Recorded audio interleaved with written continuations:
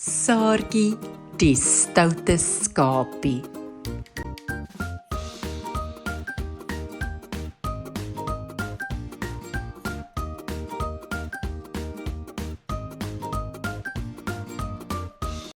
In 'n pragtige weiveld, vol groen gras en kleurvolle blomme, het daar 'n klein skapie met die naam Saartjie gewoon.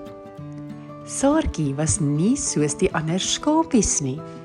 Sy was altyd vol energie en het daarvan gehou om met haar sussies te baklei.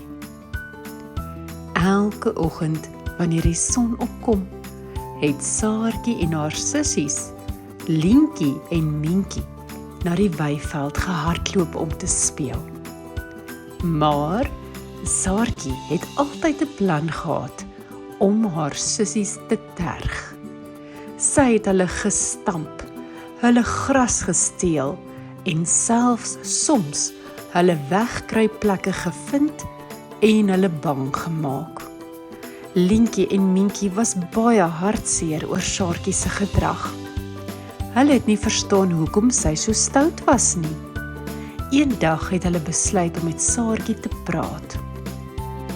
"Saartjie," het Lientjie gesê, "hoekom is jy altyd so stout?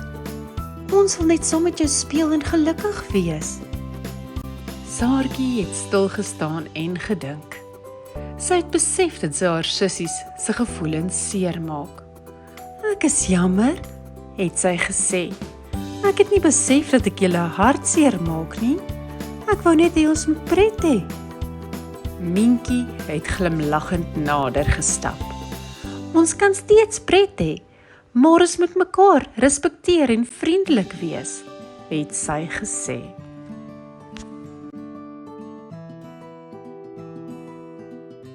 Van daardie dag af het Saartjie probeer om 'n beter skapie te wees. Sy het geleer om met haar sussies te speel sonder om stout te wees. Hulle het saam gelag, gespeel en die mooiste avonture beleef. Daarna het Saartjie, Lientjie en Mientjie gelukkig saam geleef in die pragtige weiveld, waar hulle elke dag nuwe dinge ontdek het en mekaar se beste vriende geword het.